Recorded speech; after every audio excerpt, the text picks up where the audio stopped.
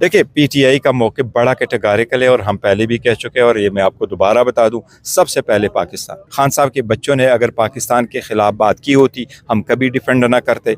उन्होंने एक लफ्ज़ पाकिस्तान के ख़िलाफ़ नहीं बोला और जो लोग उसकी स्पीच को मुतनाज़ कर रहे हैं, वो पाकिस्तान की ये जीएसपी को मुतनाज़ कर रहे हैं और ये नहीं करना चाहिए। बाज़ लोगों की तरफ से शायद कुछ रुकावटें ज़रूर हैं कि बात अभी तक बढ़ी नहीं है और कोई मुज़ाकरात इस वक्त कहीं नहीं हो रही। हर पाकिस्तानी ये समझता है कि वो इंसाफ मांगते हैं अदालतों से, उसको इंसाफ नहीं मिल रहा। अगर आप इन सब चीज़ों को दबाएंगे तो आप क्या समझते हैं पाकिस्तान की अवाम क्या है? आप गलतफहमी में मुब्तला है।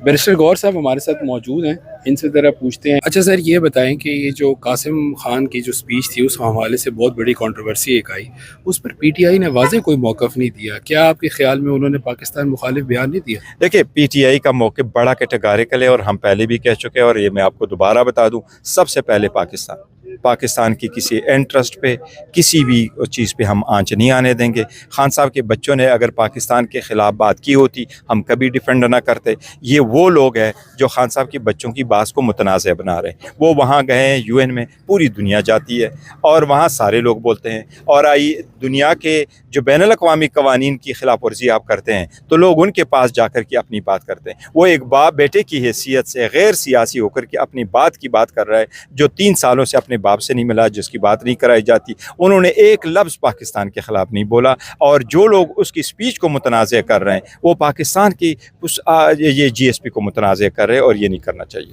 अच्छा, मुज़ाकरात के हवाले से सर बड़ी बातें हुई, फिर अचकज़ई साहब भी आए, अल्लामा नासिर अब्बास साहब भी आए, लेकिन अमली तौर पर ना मुज़ाकरात शुरू हो सके, ना कोई इस पर पेशरफ्त हुई।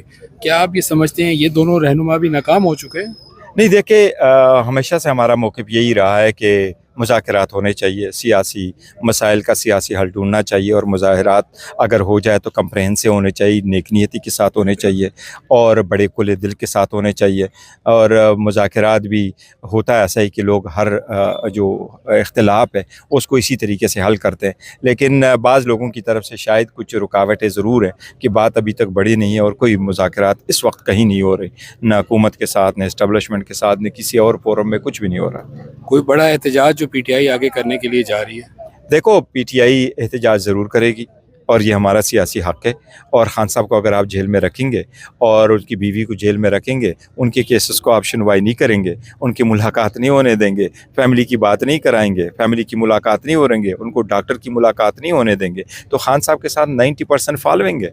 पीटीआई छोड़े, जो पीटीआई में कोई बंदा है या नहीं, पूरा पाकिस्तान ख़ान साहब के साथ है। हर पाकिस्तानी ये समझता है इस वक्त ख़ान साहब के साथ ज़्यादती हो रही है। हर पाकिस्तानी ये समझता है कि वो सियासी केस उसमें बंद किया गया। हर पाकिस्तानी ये समझता है कि वो इंसाफ मांगते हैं अदालतों से, उसको इंसाफ नहीं मिल रहा। अगर आप इन सब चीज़ों को दबाएंगे तो आप क्या समझते हैं पाकिस्तान की अवाम क्या है? आप गलतफहमी में मुब्तला है।